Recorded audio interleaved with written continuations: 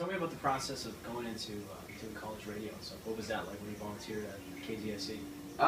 It was cool. Like they needed people to, you can't like have cuss words on the air, so they needed people to pre-screen all of their music, and they would get CDs, like troughs of CDs every day, and they needed people to just sit down on headphones and just listen for cuss words, which is cool because like some of the stuff was really good. Like like you're supposed to like classify it in a genre and like related artists, and then write like a little synopsis and like pick a favorite song from the album. And I got to do, I did like merchandise, which was pretty cool for them. And then, but it also gave me like, I speak Spanish, so like they gave me like reggaeton to listen to. I wasn't too into it, but I didn't really have time to do it that often. And I wanted to do like the radio class and then eventually get a show, but it's just too much time. Well, KZSC is a well-established radio station. It's been around here since the school started in the 60s. Yeah. What kinds of things would you say their program does that really creates a future for upcoming artists and stuff like that? I don't know. I mean, like, it's definitely like just college radio in general is like a safe place for a lot of musicians to get their start like on the air, because the people that run it are willing to take risks that a lot of other radio stations are not willing to take. What kinds of risks would you say they would take? Picking unestablished artists to play on the air.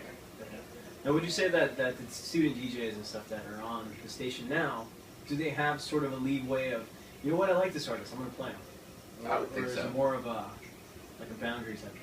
I would think so, that they have just kind of like their own, they can do most of their own thing.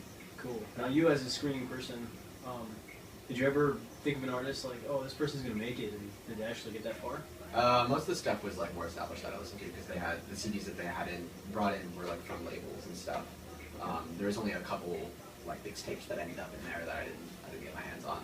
Oh, okay. So I didn't really get any of that. And they get, what, hundreds of albums a week, you were saying? I mean a lot. I don't know. Just they had like a big cabinet just full of CDs that were like, these have not been listened to yet. So I don't know what the day-to-day adding rate was, but there is a lot of CDs in there. That's crazy because we have one of those cabinets in my station, and I went to go see theirs, and theirs had a bunch of stickers all over it. Yeah. It's just crazy things like that. Would you say that the future of KZSC is going to be, even stronger moving forward for the next students that come in?